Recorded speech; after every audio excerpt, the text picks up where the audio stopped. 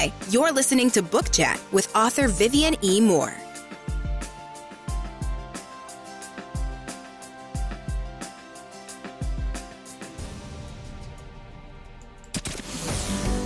Welcome, everybody, to this week's episode. We really appreciate you joining us. This podcast really shows us how we can all learn, live, and thrive off of each other. By sharing our knowledge through our conversations, we will impart some knowledge whilst learning ourselves how to progress even further. Here is your host.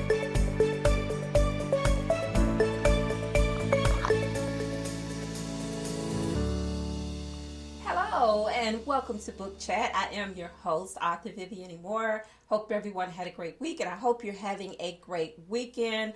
Our prayers do go out for those folks down in Florida who have endured this hurricane, just so devastating down there. So we do lift those individuals up in our prayers. All right, so today I have a special guest, and before I introduce her, I would like to give a short bio about our guest for today's show. All right, you guys ready? All right, here we go. Felice Cohen, known nationally and internationally as the woman who lived in one of the world's smallest apartments, is a speaker, Holocaust educator, and author of the new book, Half In, a coming-of-age memoir of forbidden love.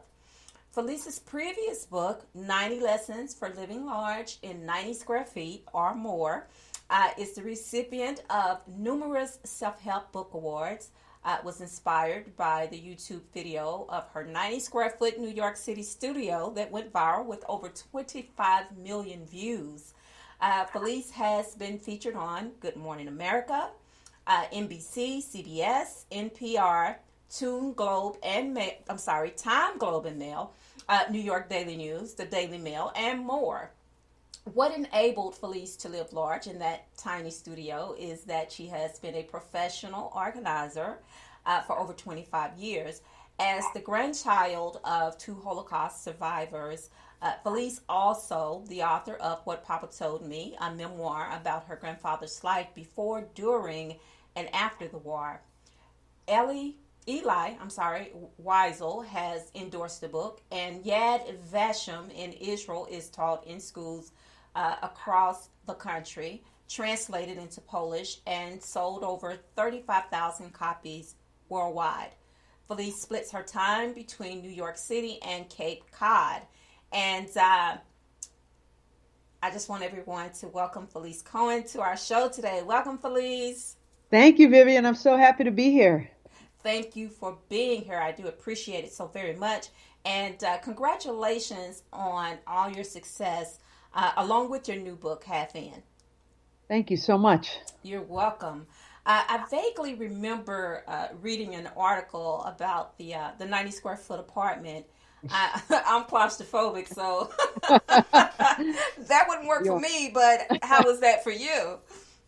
Well, the first night I did have a panic attack up in the bed. There were only 23 inches between the mattress and the top of the ceiling. But after that, I reminded myself of why I moved into that tiny space, and it was so I could quit my job and finish writing my first book about my grandfather. And I just remembered the hell he endured for so long and so many camps. And I thought, this is paradise. And compared to that, yes. Yeah. Well, it was more than worth it to do that. If you could make that, if he made the sacrifice, which that was an ultimate sacrifice, then you could definitely do the same thing, and then, to get something great out of it. So I guess it was worth it. But, before we discuss your book, Half In, let's talk about your experience as a Holocaust educator. You just, shared with us that you have a personal history. Your grandfather was a survivor.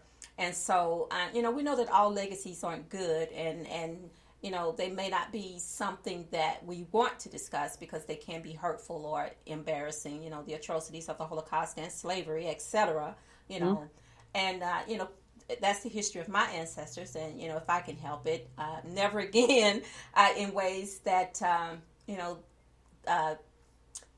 I hope that no one ever will have to experience that again, along with the Holocaust. But in a way, it's changed my view of the world, not negatively, but in a positive way, to make me want to influence my family and myself. But what I want to know is, how has this, the fact that your grandparent was a survivor of the Holocaust, shaped your perception of humanity? Yeah, that's a chock full question. Both my mom's parents were survivors, so my grandmother was a survivor as well, Hmm. and I didn't really know their stories until after college. And you see these atrocities still happening today. Hmm. What's going on all over the world, and it just breaks your heart that people Yes. can just be so cruel. Hmm. Um, you mentioned slavery, the way, we came here to this country and what we Hmm. did to Native Americans. And Hmm. it's horrible that people, you look on one end and then I look on the other end, and we're watching, like you mentioned, Florida, Hmm. and you see people ready and willing to help out as soon as tragedy or catastrophe happens. Yes. And I think, with all the bad people, I think there are just as many, I hope there are just as many good people who want to help, who want to be there for their brothers and sisters in our humanity. I mean, if not, what are we all doing here? Exactly, exactly. And as you mentioned, we do see the best come out in people in times of tragedy, but then we wonder, why can't it be like that every day? Yeah. But I guess it takes something drastic to draw that human emotion from people, because life can be so cruel at times, and then as you said, people as well. We've both experienced that, I'm sure, as well as our forefathers. So, but just like I want to make those past experiences, not reflect on it in a negative way, but in a positive way, to help make change, make better changes in the world. And I'm sure you do too. And that is what inspired you to write about your grandparents' experience as being survivors of the Holocaust, because we know that was just, and it is not only a part of history, but as you mentioned, atrocities of that nature, is still happening. Every time we look at the news, we see things happening, in foreign countries, and just like the Holocaust, sometimes it's hard to believe that happened. But then when you see the news, it makes you think, well, it really happened. That really happened. Yeah. Um, you mentioned in your bio Yad Vashem, and I hope that I'm pronouncing that the right way. Yad Vashem. Yad Vashem. Okay. So, what exactly does that mean in English, and what is it culturally? So Yad Vashem is a place in Jerusalem, and it is there are locations also in New York City, but it's like a museum, and Okay. it became the I should know what Yad mean. I think I want to say hand, but I'm probably wrong. But it's where they've kind of compiled most of the data of survivors, Mm-hmm. and they kind of, when people, like, I remember going there in Israel and looking for my grandfather's one brother. We never found him, but it was it wasn't like today where, we've text and we had Mm-hmm. Facebook and everything. How did families, large families were split up. Mm-hmm. Nobody knew who survived, who didn't. And, that was kind of the one place where they started to collect this information there. And Oh. they're also a resource around the world for education, Oh, um, wow. for books, and it's also a museum. It's a beautiful, beautiful place, and they've got even a tribute. One of the toughest things to see is a tribute they have to all the children who were murdered. Oh. But so they were a big supporter of my book, and Mm-hmm. and I speak at an annual Yad Vashem event every year in New York City, where we educate New York City teachers. Oh, okay. Well, that is so inspiring, and as well as helpful, and it gives hope, and then too, it helps the younger individuals who who really don't realize, what the forefathers went through, that experience that they went through. It helps them to see that, in that museum, to know and to remember that this happened, and and it should inspire them to want to do more, to make sure that things like that never happen again. now that that we've discussed that hard topic of the Holocaust, let's dive into your to your newest book, Half In. Let's talk about that. And Sure. Well, I do want to say one thing about the What Papa Told Me book. As tough as it can be to read my grandfather's story, it does leave you with a message of hope. Yes. Because, he persevered and he survived that whole time, and he always had a positive outlook. And and it always makes you wonder when people go through things that are so just devastating. How can you gain anything positive from that? But through life you find a way. Life always finds a way. So he was left to tell that story and gain something, some positive insight from having experienced that to pass on to to the next generation and on and on and on. And so I'm glad that you were able to interview him and to have him speak to you about his life being in those prison camps, because that to me is that's a part of history that should not ever die. And thankful that it did not die with him, but he was able to tell you about it, and that you were able to to write and tell his story, as well as so many others that went through that horrible experience, to tell their stories as well. Mm-hmm. Okay, so now relationships, on any level, they take work. We know that. And so let's talk about this memoir of Forbidden Love. And why did you reference it as forbidden? Well, the book is about one of my very first relationships that I was 23, and it was with another woman. And this was the early 90s. And, being gay wasn't taboo, but it's not like today, love is love is love. And and it was also, she was 34 years older than I was. So that was a huge, I'd never seen anybody else like that. And she had a partner, a long-term partner. So it was a secret affair. She had been my boss, and then she became my boss again. So there were a lot of factors that we couldn't tell anyone. Well, that makes it juicy.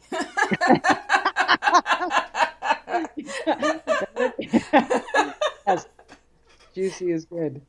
Well, I am a romance writer, and so to me that's just more and more and more material for me, to help write a story. So I love hearing about things like this. But on a more serious tip, the world is so filled with judgmental individuals who want to live their lives and not be judged, but at the same time they want to judge others who just want to live.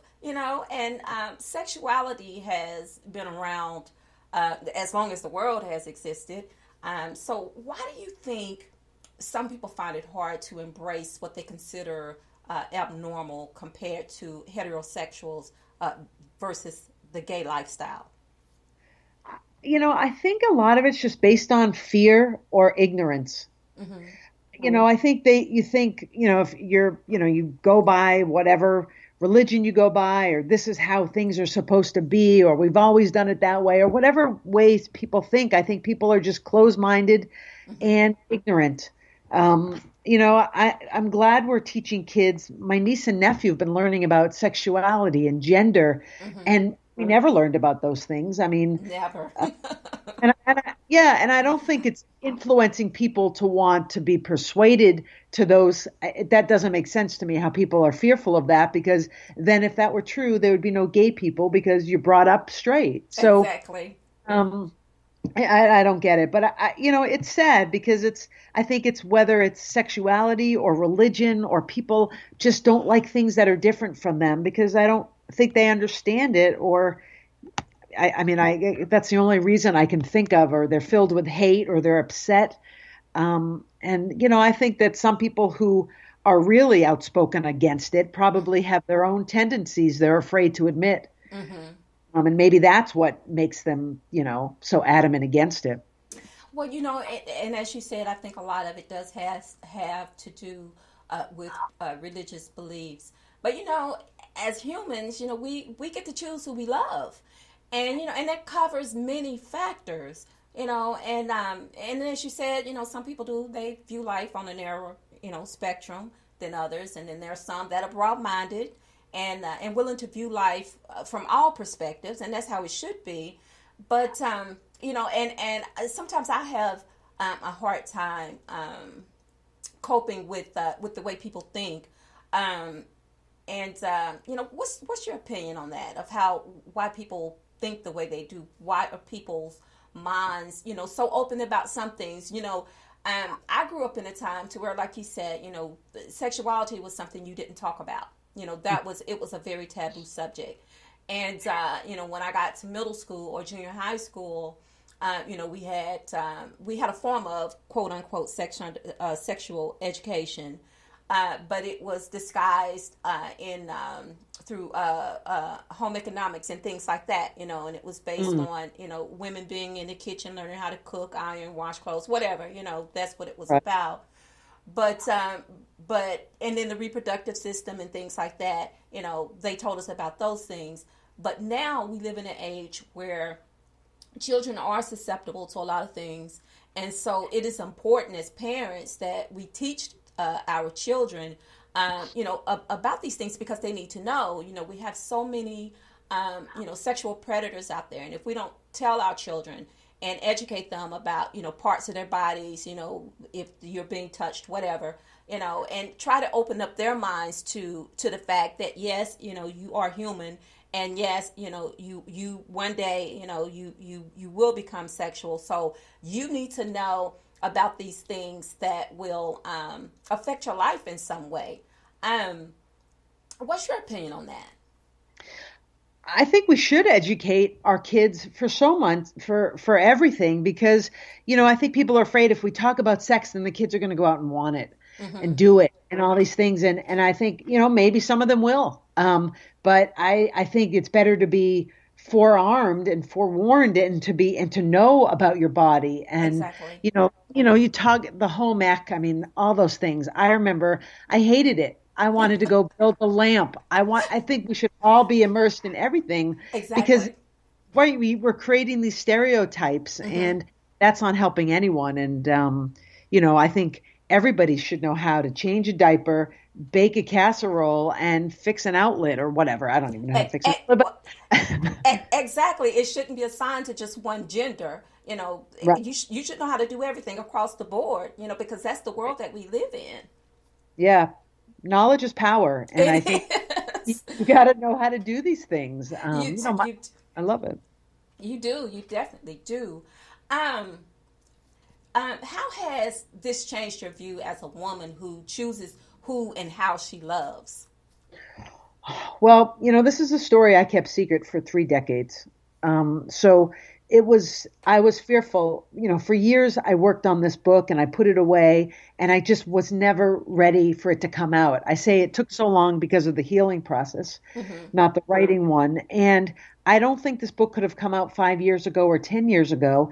It had to just come out now that society had caught up with me and my story and being open about it. And, I say that I'm bisexual, but one thing I don't like are labels, and I've never really liked labels. I think, they put you in a box as broad as your label might be.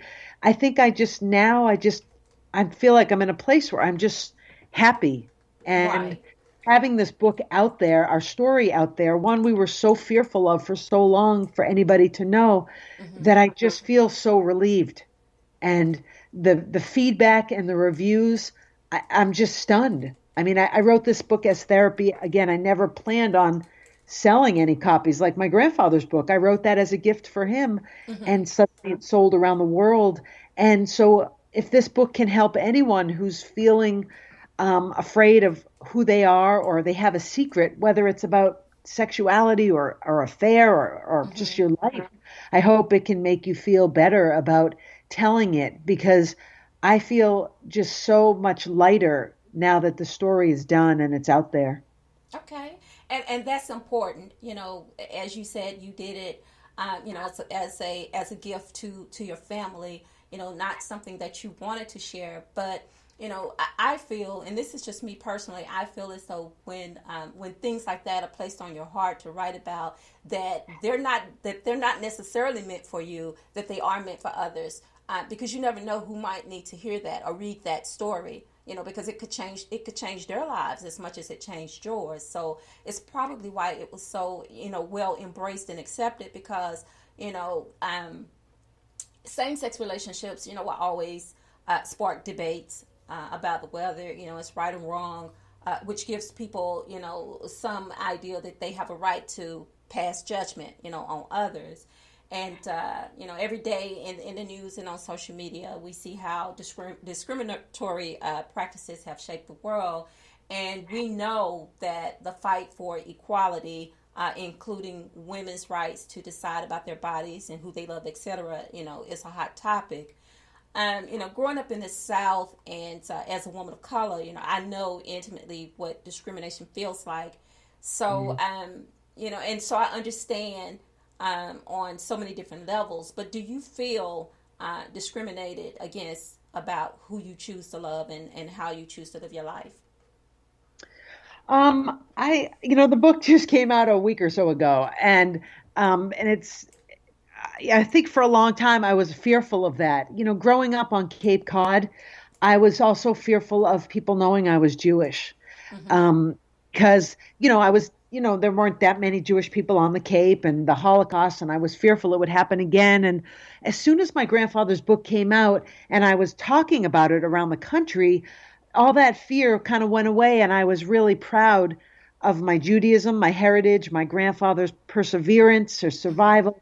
And I feel like that is how I feel now. I just feel empowered about who I choose to love. I went out to dinner last night with childhood friends that we've known since we were 7, and I haven't seen them. And I just, for the first time, just felt comfortable about who I choose to love, whether it's with another man or a woman. I don't care what you think anymore. I think that's the empowering part for me. Like, not that I don't care what you think, but I only really care what I think. And I just want to do what makes me happy. And, and that's how life should be lived. Be happy, doing whatever it is that you do, be happy doing it, because, life is very short, and we only have, an X amount of time before it's over. So if you live it, living in fear or, having regrets and things of that nature, then basically you've wasted your life doing that instead of just living it and enjoying it, no matter what.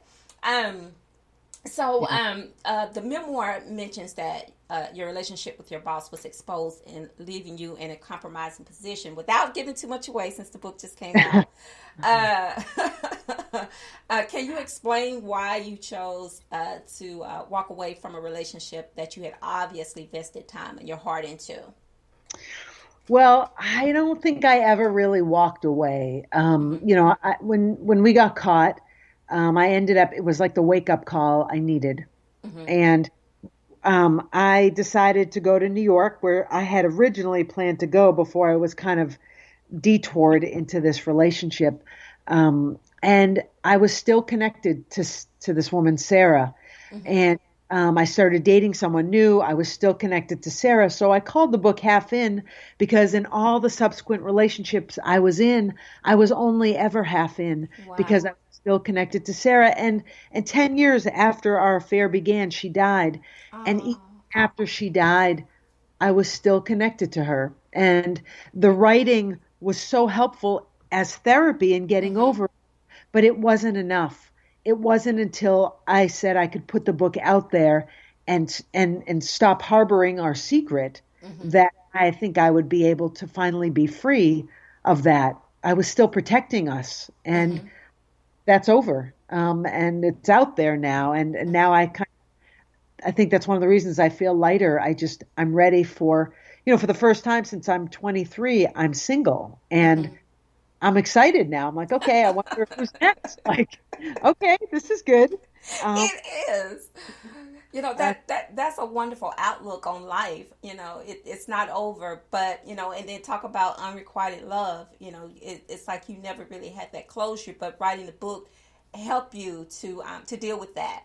to deal with it, in your own way. And I think that's wonderful that you were able to sit down and, and write your memoir about that, exposing things about you that maybe, everybody didn't know, but still you were brave enough to do that, to sit down, pen it, and now it's there, for the world to read, if they desire to. And I think that's great. I think that, that shows, like you said, there's power in that, and being assertive in your feelings. I think that's so important. As women, sometimes, we sort of cower and don't want to, to express ourselves in ways that maybe others won't accept. But it's important that we do express ourselves, do it for us if we can't do it for anyone else, because we need to be heard. That's your voice. And you are allowed to speak, however soft or loud as you want. So, I commend you for writing that book, Half In. I know you explained to me why you called it Half In. You felt that way, but did you ever think of naming it? I'm gonna tell you something that's funny that I was doing.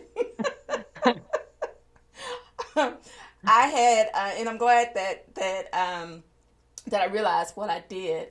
But you had it as Half In, and I had changed that title to All In. And I don't know why I did that. I was like, wait a minute, that's not right. That's not what the name of her book is. It's Half In, not All In. I have changed her title to All In, and I don't know why I did that. Well, that's funny, yeah. Next one, I'm hoping to be all in. Oh, go ahead. I'm sorry. No, I was just saying the next one, I'll be all in. Okay. I guess that was a premonition. Okay, I helped you out on that one. Well, you summed the story up as navigating life's unpredictable paths, but ultimately following your heart and finding acceptance. So, is this basically the happy ending to Half In? I hope so. Yeah.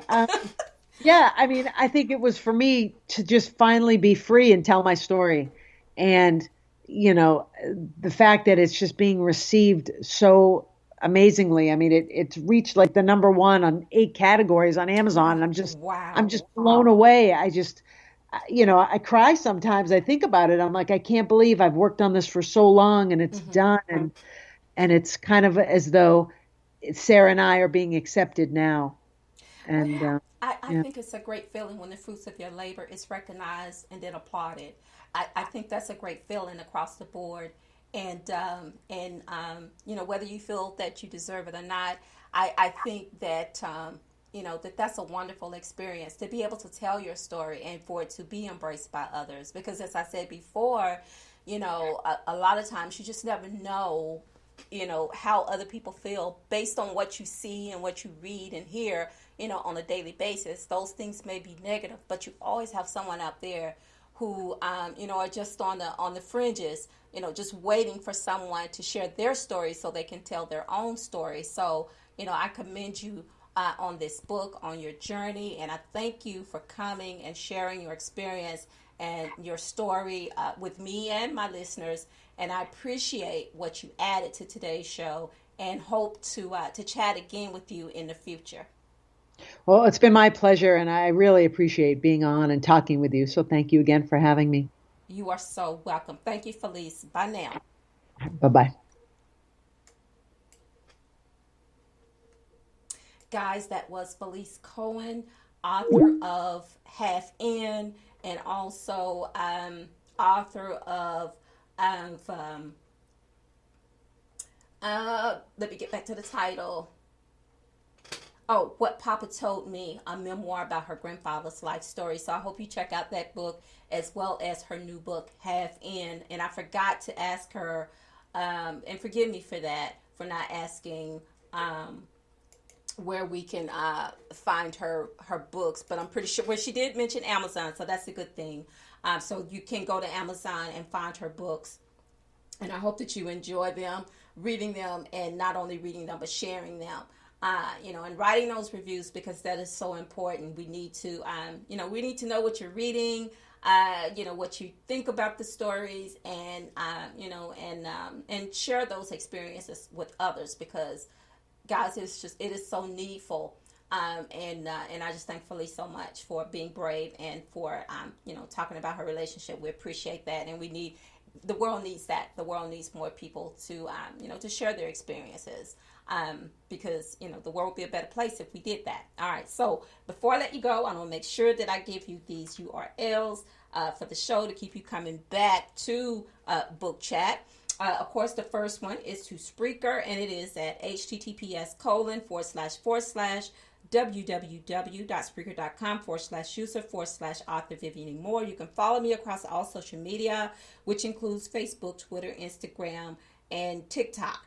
And also, you can check out my website that is at authorvivianmoore.com or authorshepard.com. My blog is at https://vivianmoore.blogspot.com. And also, if you missed today's live show, you can listen to the recorded episodes on Spreaker, Apple Podcasts, Spotify, iHeartRadio, Google Podcasts, Castbox, Deezer, Podcast Addict, Podchaser, YouTube, SoundCloud, and Giles Savin, iTunes, Audible.com, Verbal, Luminary, and Amazon. Those are just some of the places, but you can find the show anywhere, podcast or broadcast. All right. So I hope that you guys continue to have a good week. Continue to be in prayer for those in Florida with that devastation that has taken place there, and also for South and North Carolina, the last targets of the Hurricane Ian. So September was came to a very violent end as far as storms are concerned. So we want to be in prayer for those individuals that they get the help that they need. We pray that they will be able to rebuild their lives.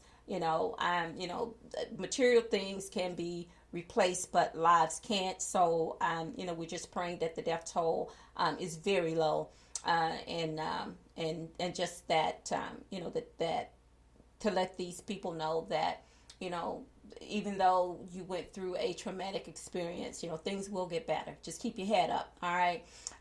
Tomorrow is worship day. I hope you're excited about that as I am. It's the first Sunday.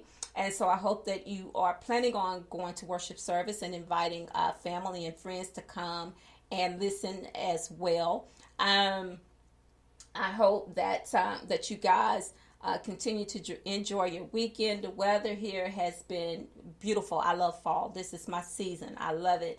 The cool, crisp mornings, and it helps on the electric bill. So that's another reason why I love it so much.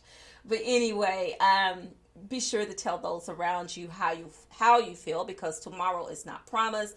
Today may be the only chance you get to say that. So on that note, I love you. I hope you love me back. Until the next time you hear my voice, God bless you and goodbye.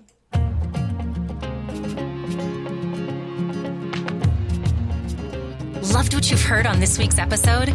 Well, the answer is simple. It would mean the world to us if you could head over to iTunes and leave us a 5-star review and feedback.